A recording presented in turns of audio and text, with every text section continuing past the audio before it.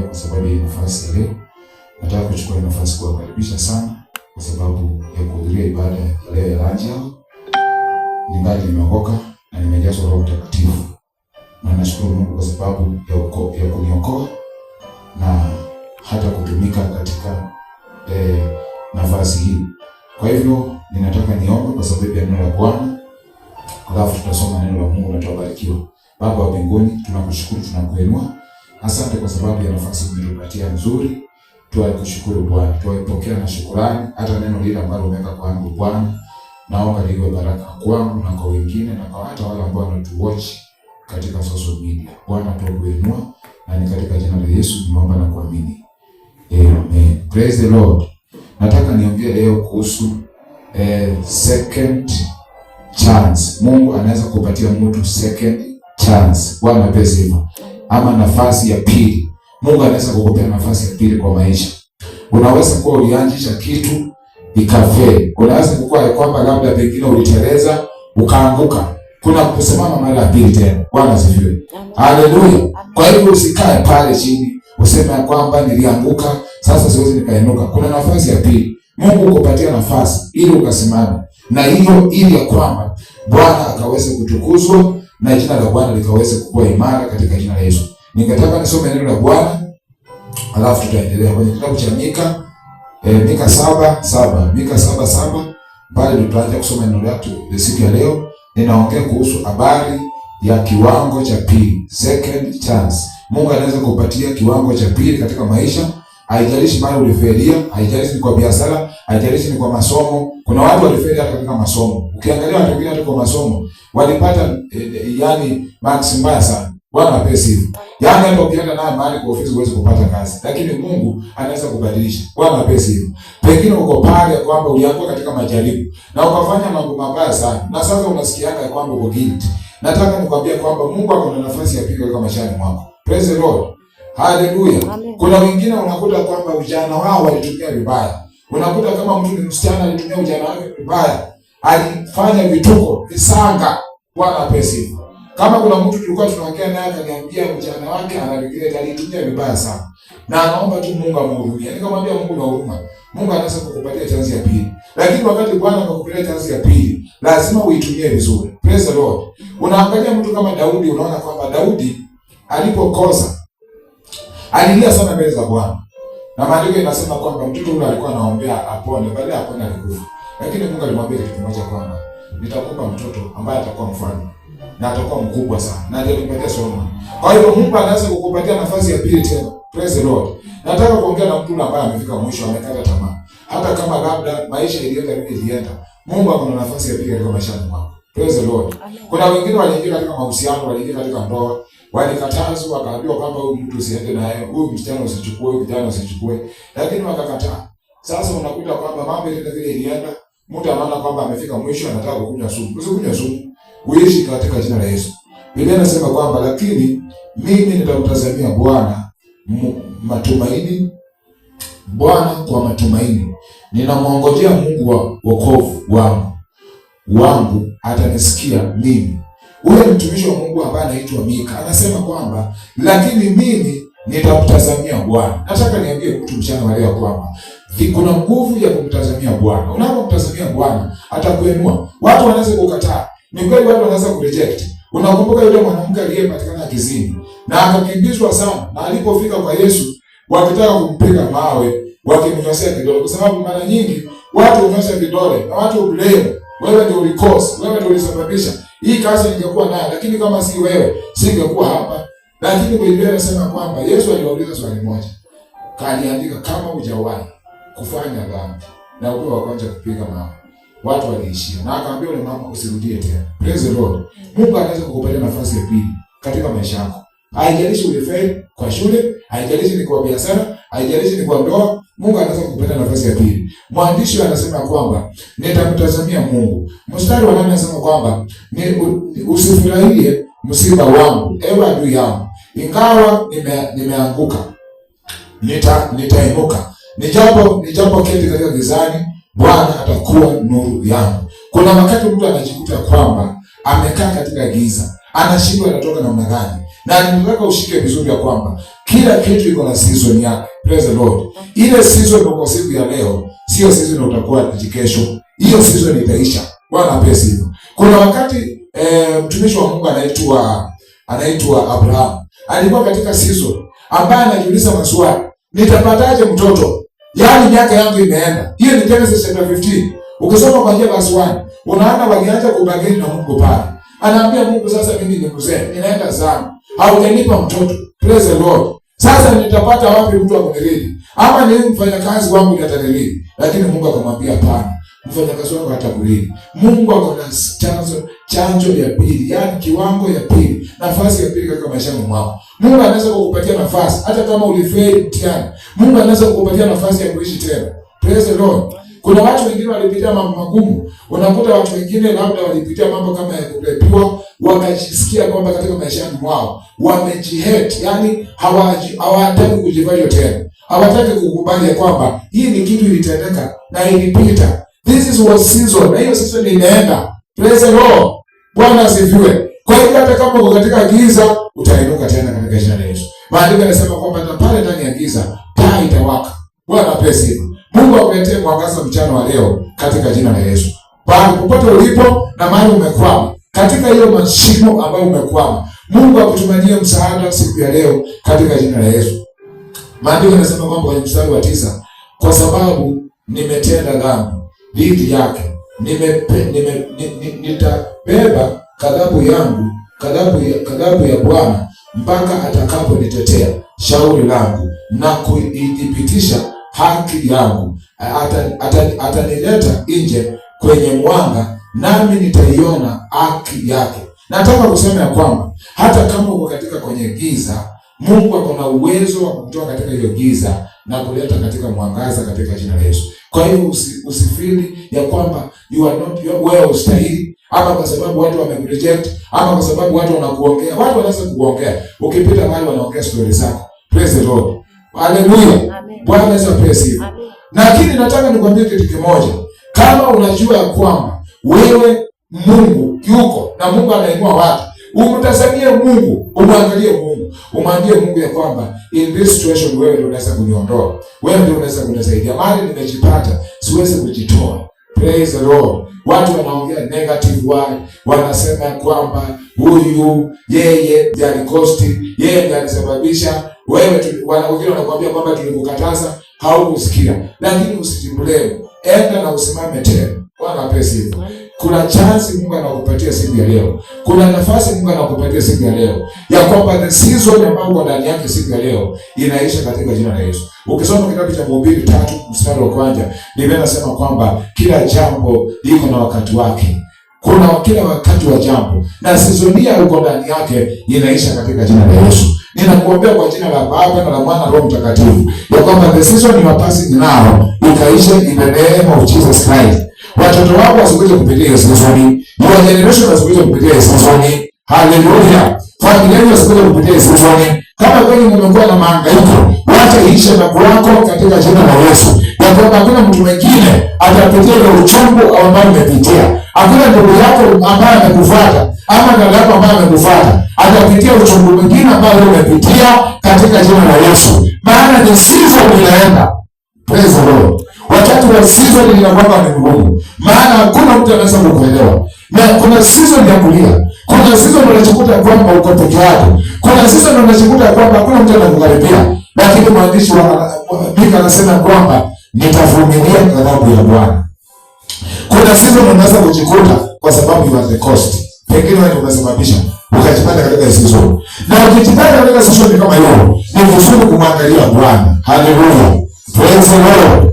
Yesu akainua macho yake akasema, kama ni mapenzi yangu kikombe hichi niondolee, lakini kama ni mapenzi yako wacha yatendeke kama vile unataka katika jina la Yesu. Nimekuja kuambia mtu siku ya leo kwamba kikombe ambacho unakinywa siku ya leo hautanyweka ndani ya kikombe tena katika jina la Yesu.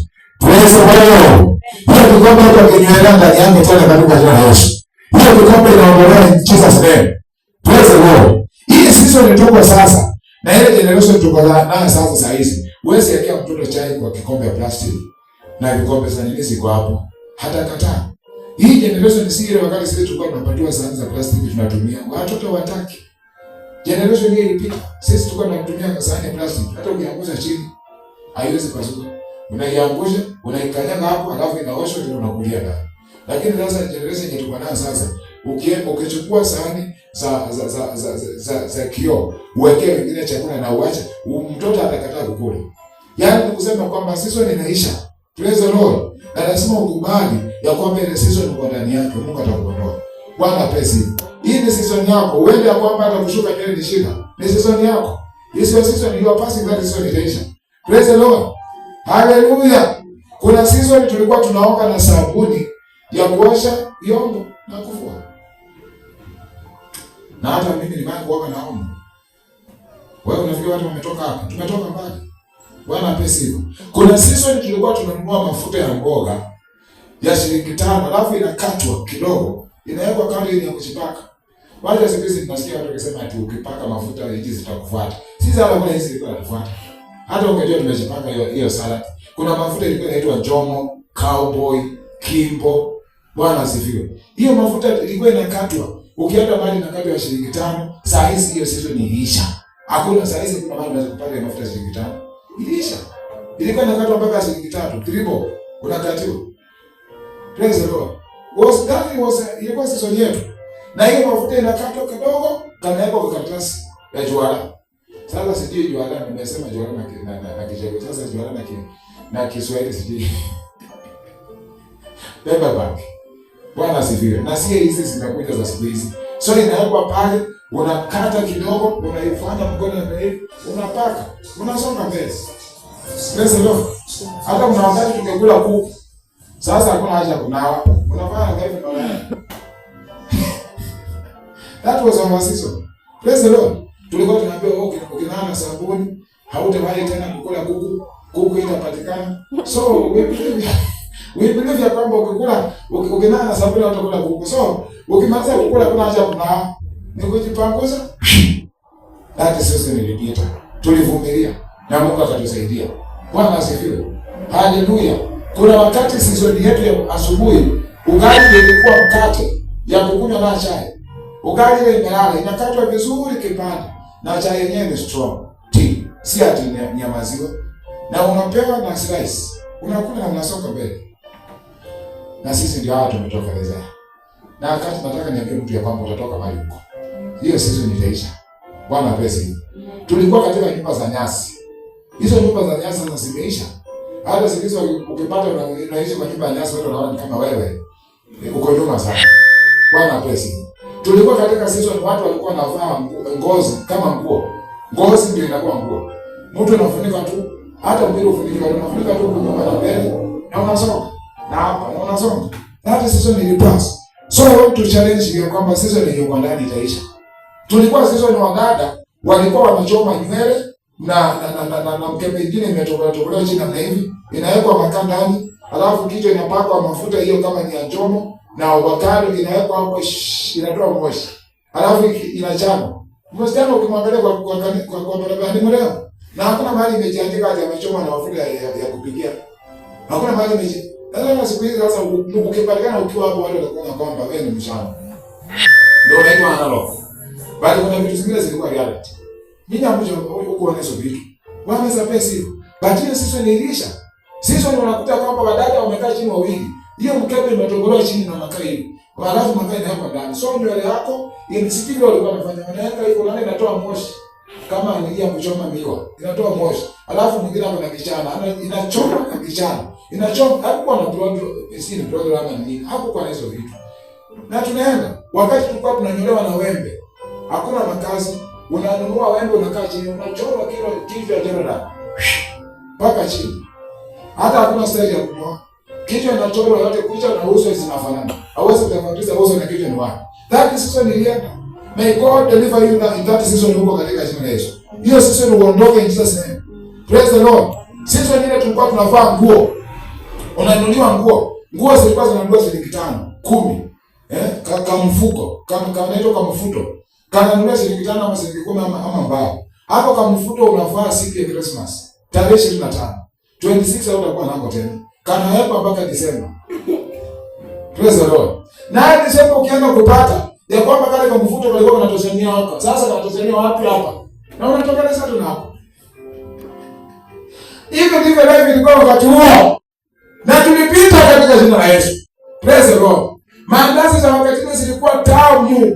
Ukipewa kama mandazi na mnaivo unaweza kushinda na kwanza mtoto akikomba unachuna katoko hivi unamwonyesha. Na it was the best. Sasa hata Christmas ya sisi hakuna nguvu because season iliisha. That time sisi tulikuwa tunajua mandazi ilikuwa inapigwa usiku. Hayesi ilikuwa mchana. Mchana mnasumbua. Inapigwa usiku kama mmelala. Lakini sisi wengine na tulikuwa na wisdom. Unajifanya mmelala ujala. So na time mtu ikaacha kupigwa unakoa. Na hakuna hata omu. Alafu naamka unasema ni kama inakusumbua. Wakati utapatiwa mandazi na kulala. Hadi season ilienda Mei. Sio season go in Jesus name. Season ambayo unapita hizi isha katika jina la Yesu. Mstari wa 9 inasema kwamba kisha adui yangu, mstari wa 10, kisha adui yangu ataiona naye atafunikwa na aibu. Yule aliyeniambia yuko wapi Bwana Mungu wako? Unajua kuna watu hata wanaongea vibaya, wanakuambia umeolewa na kanisa, wewe tu sana sote kanisa, saa zote maombi, wacha waongee tu. Time is coming. Watakuja kukutafuta siku moja. Watakuja kukuvalue in Jesus name. Kuna time itakuja wakuambie kwamba tumetambua ni kwa nini ulikuwa unaenda kanisani. Ni kwa nini ulikuwa unaomba. Nilikuwa ninaambia watu wengine jana nikitoka hapa kwa church nikawaambia, some of us wale watu kwenu hakuna priest. Hakukuwa kutokea priest. Wewe si mtu wa kukuja kanisani na kukaa hapa kusema Baba ni asante na kushukuru kwa sababu umenilinda. Wewe ni mtu unatakikana kuingia kwa maombi na fujo. Maana kwenu hakuna priest. Hakuna kuomba maombi ati sasa Bwana ukiona nipate kazi ni sawa. Ukiona nikosa utakosa. Hakuna kwenye priest.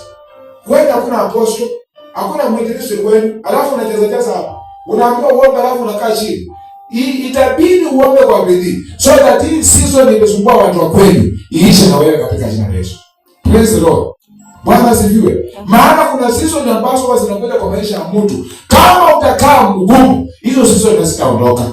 Mungu akukomboe ndani ya season yenye uko katika jina la Yesu. Bwana asifiwe. Hiyo kisa unaona iondoke katika jina la Yesu. Haleluya. Wakati tulikuwa tunatumia peni na hela, kaela kingine kalikuwa na shimo katikati. Peni moja ilikuwa na hela kama 10. Bwana pesa hizo. Kuna biskuti tulikuwa tudogo namna hivi tunanunua kaela.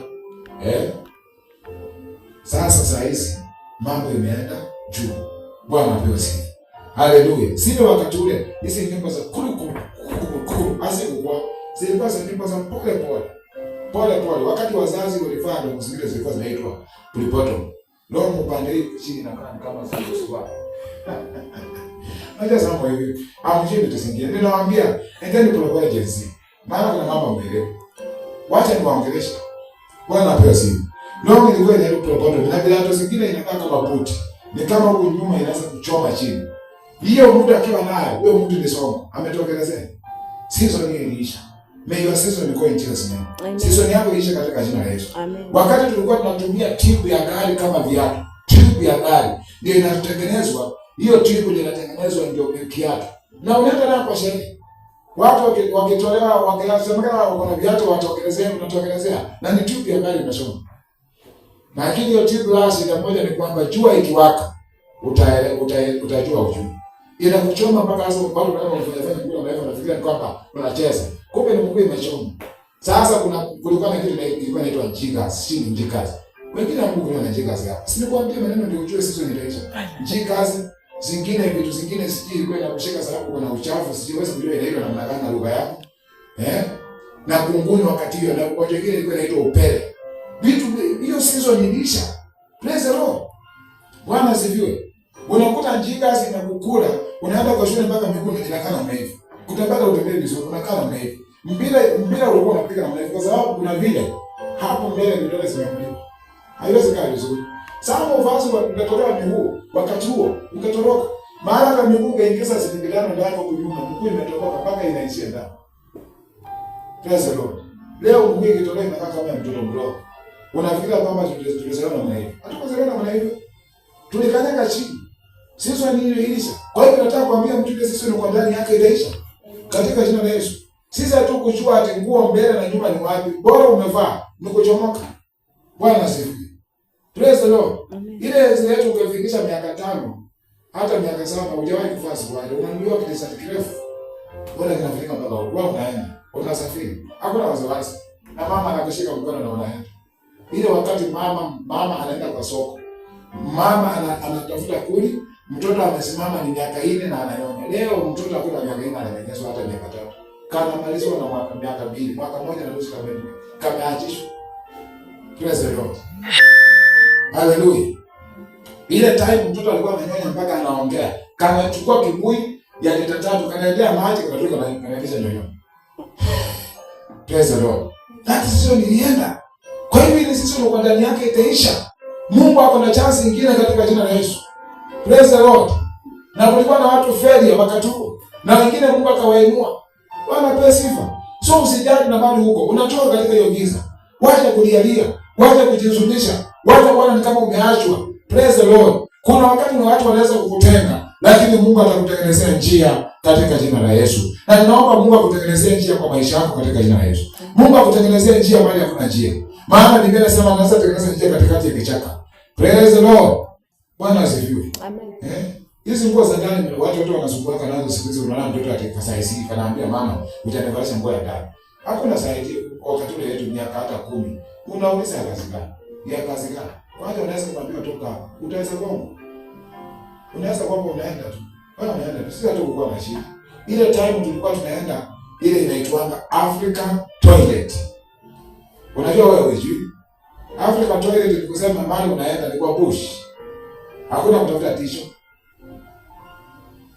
Sasa hata mtoto anakuuliza hata hapa anauliza, "Mama wapi tisho?" Sisi hakuna mambo ya tisho kuuliza. Ni kazi gani?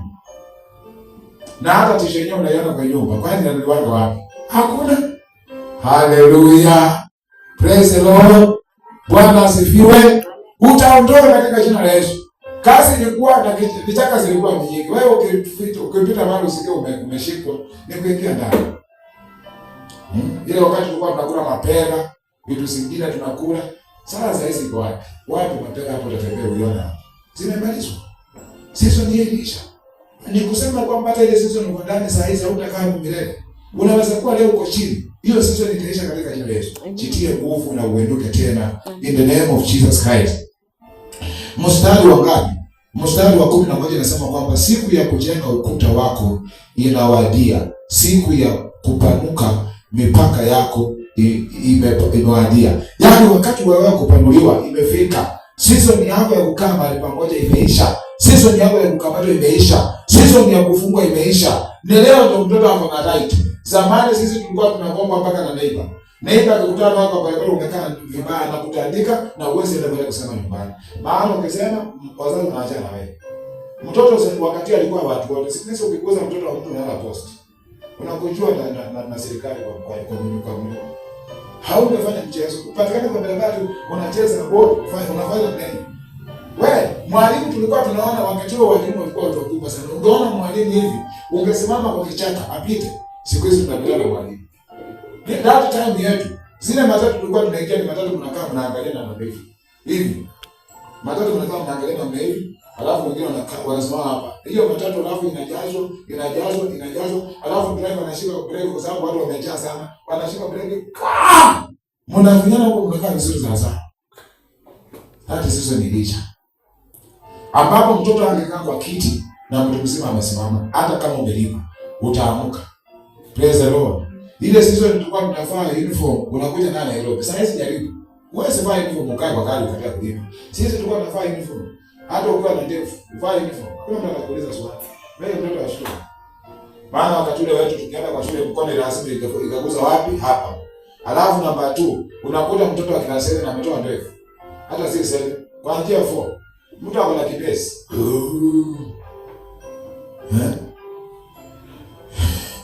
Praise the Lord.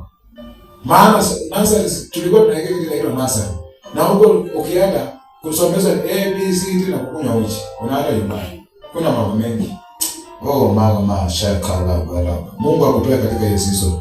Maandiko yanasema kwamba Bwana atawapanua mipaka zenu katika jina la Yesu. Mipaka zile mko ndani yake, muondoke katika jina la Yesu Kristo. Tuangalie neno lingine kwenye kitabu cha Amos chapter 9 tukimalizia Amos chapter 9 verse number 11. Amos chapter 9 verse number 11 inaitwa season second ya Mungu anaweza kukupatia kiwango kingine. Na wale walikuwa failure wakati ule ndio watu wakubwa katika jina la Yesu Kristo. Amos chapter 9 verse number 11 Biblia inasema kwamba katika siku ile nitasimamisha hema ya Daudi iliyoanguka, nitakarabati mahali palipobomoka na kujenga upya magovu yake na kujenga kama ilivyokuwa awali. Ya kwamba Mungu anasema kwamba yale mahema yalianguka kwenu, yale mahema yalianguka kwa maisha yako, ataijenga tena katika jina la Yesu. Sema amen kubwa. Mahema yako itajengwa tena katika jina la Yesu. Haleluya. Acha Mungu anaweza kurejesha nguvu kama mwanamwali. Ukae kama mwanamwali, yaani kwa standard level. Praise the Lord. Unajua kuna watu wengine walitumia nguvu zao vibaya. Wengine walitumia urembo wao vibaya. Bwana pesa, walijiuza, wakajiachilia, wakajipeana kwa dunia. Dunia na ikawapepeta. Mpaka unaona wengine wakikuja kuokoka, unaangalia unaona kweli ni kitu imeisha inafanya. Naomba uokoke kama bado una nguvu, so that unaweza kuona kwamba ujana wako katika Bwana sio bure. Sio utembee kule nje, alafu ukishaisha hata kusema Bwana asifiwe, unasema Bwana asifiwe. Sasa unashika Bwana asifiwe, ni kitu unaongea. Yaani huwezi kuongea vizuri. Let us use our time very well. Bwana pesa hivyo. Maana chansi inaweza kuisha. Mungu akikupeleka chansi ya pili, usiichezee. Alafu mstari wa 14 inasema kwamba nitawarejesha tena watu wangu wa Israeli walio uhamishoni, nitawajenga tena miji iliyoachwa magofu, nao wataishi ndani mwake, watapanda mizabibu na kunywa divai, mtalima bustani na kula matunda yake. Mstari wa 15 anasema kwamba nitawapanda Israeli katika mji yao wenyewe, na hao hawatang'olewa tena katika mji ambayo nimewapa, asema Bwana Mungu wenu. Wakati tulikuwa tunapanda bodaboda ilikuwa ndio kama sasa usafiri. Bodaboda ni baskeli. Inaendeshwa alafu unalipa hiyo baskeli, na mkifika kwa mlima unashuka chini hivi wote. Mnaanza kutembea. Na umeambiwa kutoka hapa kwenda mpaka 45 ni 100. Lakini mkifika kwa mlima mnashuka, mnatembea. Alafu ukifika kwa mteremko unapanda tena unakalia. Hii ndio ilikuwa usafiri. Hatukuwa na hizo basi mnaziona na nini hizi. Hizi tunaita timadiri. Kile kwa matatu ninakwambia hata ilikuwa inawekwa viti mbao. Mbao unaona ile benchi imewekwa upande na upande. So mnasukuma alafu hapa katikati kuna wengine wanachuchuma. Kama mabusu. Na unasonga na umelipa. Na uwezo uliza swali, kwani imejaa mpaka imeinama imeinuka juu na mlevyo. Wanasema watu waingie. Mpaka wanahame mpaka nje na umelipa. Ujue season yako itaisha katika jina la Yesu. Hiyo season yako itaisha in Jesus name. Bwana asifiwe. Haleluya. Sasa wengine kuna vitu zingine sasa ikivaa watu wanaanza kuona kama ile hiyo ngoja mlipata mnasema hivi. Imekaa kule imekaa imefika kama sufuria huko chini. Na hapa ni kebaba na sasa hivi ukivaa watu wanafikiri kama uko na kicha. Waje sipai watoto wanavaa space kwa bosta. Vijana wanavaa kwa kabati kingine kanakaa. Hiyo wacha na hizo vitu. Ninakwambia mambo ya kizamu. Uelewe watu wametoka mbali. Watu walikuwa wanatembea na akala. Unakuta hata mtanda kuna akala. Na akala najua umeiona hata saa hizi wewe umeiona. Mtanda kuna akala na naenda. Asikusema ni Masai. Wengine wametoka tu hapa. Hii unajua. Amevaa akala. Anaenda. Bwana asifiwe. Tulikuwa tunatembea kutoka hapa mpaka town, hakuna gari. Na unaenda. May God deliver you in Jesus name. Season yako iishe. Sasa hizi naona tu mtu kutembea tu kufika mpaka hapo 44 anaema. Kwanza kutuma mtu 44 na anakuuliza na fare kwa hapa 44. Sisi tulikuwa tunataka mwendo. Ni mahali kutoka kwetu mpaka Kisumu na miguu. Taibu phone. Nikiwa class 3. Nilitembea na miguu kutoka nyumbani mpaka Kisumu. My friend, may God. Ujue hii season inaisha katika jina la Yesu. Saa hizi hata kutembea tu mpaka pale stage ni shida. Unasikia mtu anasema bodaboda iko wapi? Uber iko wapi? Hakukuwa na Uber, hakukuwa na hizo vitu unasema. Bwana ape sifa. Na ukipatiwa 10 bob, wewe ni milionea. Millionaire. Tena unaipangia vizuri sana. Kuna miwa ya sumo. So unaipangia vizuri. Tena unaweza kula wiki mzima wakati tulikuwa tunasoma. Unakapangia shilingi moja unakula hata na marafiki zako. Wala siviana unapata mabodyguard wa kuangalia kwa shule. Na tafuta, unajua kwa sababu watoto wa kilasi wakati wetu walikuwa wakubwa. So kuna wengine wakatazeni wako wakubwa sana wanakulemea. So natafuta mabodyguard wako na walipanga. Wakuwekea security. Mungu akuokoe katika jina la Yesu. Toka katika hiyo season in Jesus name. Nataka tuinamishe uso wetu chini, tujiombee kwa Bwana. Umwambie Bwana ya kwamba kwa sababu ya chance ambayo unanipa Bwana, nitaitumia vizuri. Na ninaomba mali niko ya kwamba sitakwama hapo katika jina la Yesu. Hata kama ni business ulijaribu ikaanguka, mwambie Bwana mchana wa leo ya kwamba akusaidie in the mighty name of Jesus Christ. Inua sauti yako mbele za Bwana. Nena na Bwana. Mwambie Bwana akusaidie. Mwambie Bwana kutoka katika hii season. Unasikia kama ni ngumu sana. Unaona ni kana kwamba utatoka hapo ndani. Nataka nikwambie season yako ya kukaa hapo mahali imeisha katika jina la Yesu. In the name of Jesus Christ. Unaweza kuwa unalia kwa sababu mambo imekuwa mazito, lakini Bwana anakutoa katika hiyo season katika jina la Yesu. In Jesus mighty name. Mungu akuondoe katika hiyo season. Mungu akuondoe katika hiyo season. Mungu akuondoe katika hiyo season. Mungu akuondoe katika hiyo season. Mungu akuondoe katika hiyo season. Toka katika hiyo season katika jina la Yesu. In the mighty name of Jesus Christ. Baba, tunainua sauti zetu mchana wa leo Bwana, kwa sababu tunajua kwamba wewe ni mwaminifu, wewe ni ngome yetu, wewe ni ushindi wetu Bwana, katika jina la Yesu. Kama vile Mika anasema kwamba nitavumilia ghadhabu ya Bwana na nitaondoka, hata kama niko giza nitaondoka. Ninatangaza giza liachilie watu wako. Ninatangaza giza iondoke kwa kanisa hili. Ninatangaza giza iondoke kwa wale watu wanatoroshi. Ninatangaza giza iondoke kwa maisha yetu. Kwa neno tu Bwana, giza iondoke katika jina la Yesu. Wale wamekwama mahali pamoja, tunatangaza ushindi mchana wa leo. Tunatangaza ushindi mchana wa leo. Tunatangaza ushindi mchana wa leo. Tunatangaza Bwana, hata wale watufuatilia Baba, yale mambo yanayokuja mazito, wacha waondoke ndani yako. Wacha waondoke wetu nao. Wacha waondoke wetu nao. Tunaachilia nguvu ya Bwana sasa. In the name of Jesus. Kila mmoja anayetusikiza, wacha kuokolewe. Wacha toke Bwana matokeo. Maji amekwama. Baba anasema nilikuwa kwenye matope. Wakatoka katika matope. Wakatoka katika matope. Hiyo season ya machozi. Uondoke Bwana. Hiyo season ya uchungu. Uondoke Bwana. Hiyo season ya huzuni. Uondoke Bwana. Hiyo season ya madeni. Uondoke shirika jiwe. Katika jina la Yesu. Baba wa mbinguni, ninakuabudu Bwana na ninakuinua. Asante Roho Mtakatifu. Asante kwa sababu ya neema yako. Asante kwa sababu unastahili. We give glory. Tuoneke kwa miguu zetu, tuoneke kwa miguu zetu tunapomalizia. Tuoneke kwa miguu zetu, tuoneke mikono zetu juu. Niwaombee na baraka za Bwana na neema ya Bwana ikawe juu yenu sasa katika jina la Yesu Kristo. In the mighty name of Jesus. Tusimame kwa miguu zetu, tuoneke mikono zetu. In the mighty name of Jesus. Fungua moyo wako sasa mbele za Bwana. Fungua moyo wako mbele za Bwana. Unaweza kuwa unapitia season ngumu. Unaweza kuwa mahali huko kwamba hujui nani utatokelezea. Lakini sasa ninaomba nguvu